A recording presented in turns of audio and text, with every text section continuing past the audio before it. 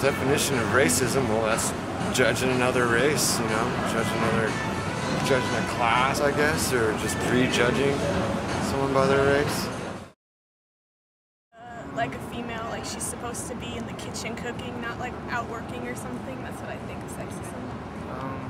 Not liking someone because they're a woman, not liking someone because they're a man. Being afraid of homosexuality. Ableism? I don't even know the answer for that one. I haven't even heard that one before. Ableism? I don't know what that is, honestly. Ableism. I'm not familiar with that word, so couldn't tell you.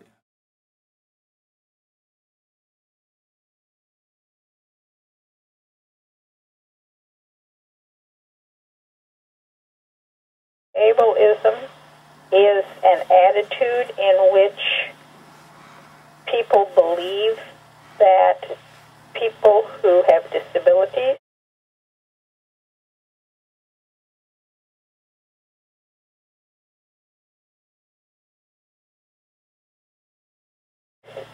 are in some way less and deserving of perhaps fewer rights, are not the same things as non-disabled people.